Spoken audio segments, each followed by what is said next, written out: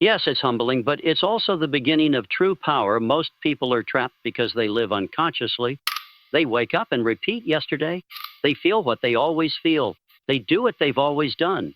They never stop to question if what they feel is real or just familiar. Awareness shatters that cycle. It puts you in the observer's seat. It gives you distance from the chaos. It allows you to step back and ask, well, why do I keep thinking this will I?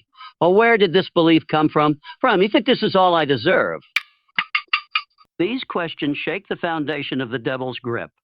Because the grip only works when you don't look too closely. When you're too distracted, too exhausted, too afraid to examine what's really holding you down, once you become aware, you begin to see patterns. You begin to trace pain back to its source. You begin to see how one comment from your childhood became a belief about your worth, how one failure became a prophecy for your future. And with that awareness, something extraordinary happens. You gain choice. You gain the ability to respond instead of react. You gain the freedom to rewrite the story instead of reliving the old one. But it all starts with awareness. The grip doesn't break with motivation alone. It breaks when you shine a light on the lie. He knows. When you expose the thought that says you can't and realize it's just a thought, not a fact, not your future, not your identity, the devil's grip is clever. It doesn't come at you in obvious ways. It sneaks in through self-doubt, through perfectionism, through procrastination, dressed as rest. It convinces you that safety is better than growth, that failure is fatal, that your past defines your potential. But awareness slices through all of it. It cuts through the fog. It interrupts the loop. It shows you the door you didn't even know was there. Most people walk through life unaware they're wearing chains. They decorate them, justify them, even defend them. But once you become aware, you can't go back. You start to see every excuse as a lock. Every lie you've believed is a shackle. And every breakthrough you've denied yourself is a stolen treasure that can still be reclaimed. Awareness isn't comfort. It's confrontation. It's the painful clarity that your life is a reflection of what you've tolerated, what you've agreed with, and what you've chosen not to examine. But in that confrontation lies the seed of transformation. The moment you become aware is the moment you wake up. And when you wake up, everything changes, even if nothing around you has yet. Because awareness doesn't instantly remove the grip, but it weakens it. It makes it visible. It brings the invisible prison into plain view.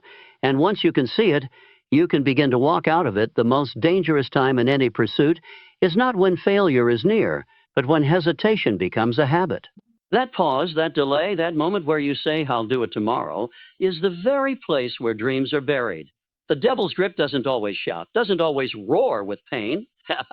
Subtly, seductively, urging you to wait, to think about it more, to just stay still a little longer. It comes disguised as logic, as caution, as planning, but its true name is fear. Delay becomes a strategy for avoidance, and what begins as just one skipped step becomes a cycle, then a story, then your reality. You begin convincing yourself the timing isn't right, the conditions aren't perfect, the feeling isn't strong enough yet. But all of it is illusion, a trick of the mind meant to paralyze you and keep you locked in the same place. There is a force that feeds off delay, that draws strength every time you put off what you know you're meant to do. The longer you wait, the louder the doubt becomes. The more you sit in silence, the more noise your fear begins to make. It tells your old habits that they no longer belong here. And every day you choose discipline over distraction, you are making a statement. You are telling the universe, I am ready. I am not here to dabble. I am not here to repeat the past. I am here to rise, to lead, to break cycles. To lead, to break cycles. Discipline is not a punishment. It is a promise to your future self, a promise to your potential, a promise that you will not bow to the devil's grip. Not now, not ever, because you know who you are becoming. And you are not willing to trade that for a few moments of ease. There is a voice inside that has always known, even in the darkest seasons, that you were meant for more. It's the whisper that never quite died, no matter how loud the failures became or how many disappointments tried to bury it. Sonnet, that voice is your purpose, and it is louder than any lie fear can whisper, but only when you choose to hear it. Fear doesn't need to scream to control you. It just needs to be consistent. It plants seeds of doubt with every challenge, every delay, every moment you fall short of your own expectations. And slowly, without realizing, you start living a life smaller than the one you were built for. You start playing roles, pleasing people, seeking safety over truth.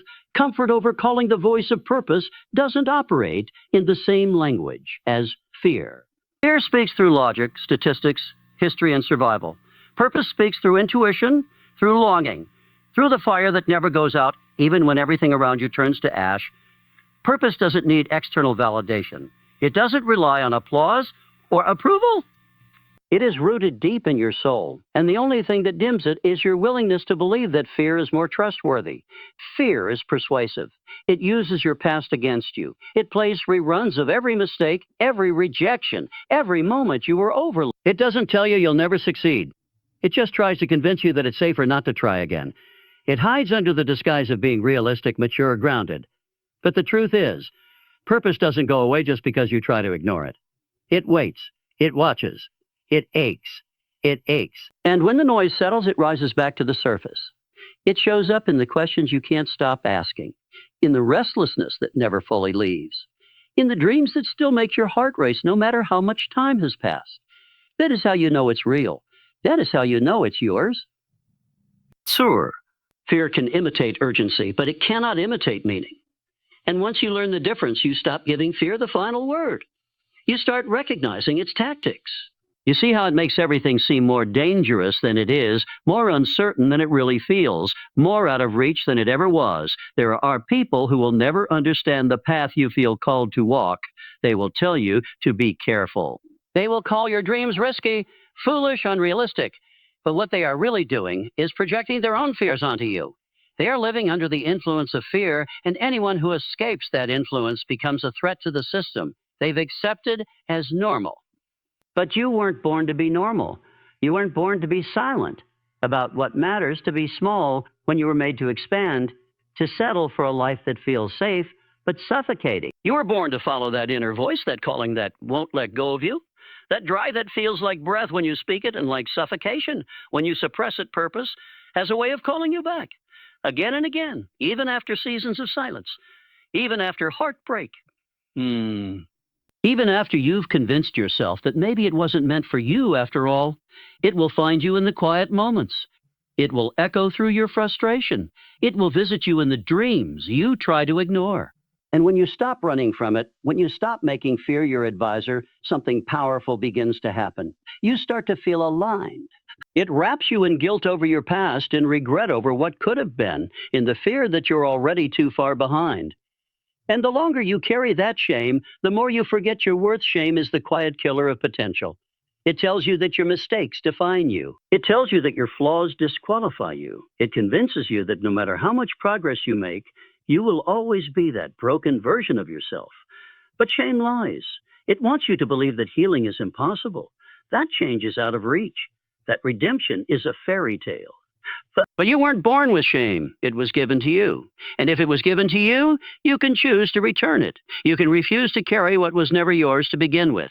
You can decide that your past is a chapter, not the whole book. You can rewrite the story, but only if you're willing to challenge the voices that say you can't. This is not about pretending that everything is fine. It's about confronting the truth with courage. It's about standing in front of your scars and choosing to see power, not weakness.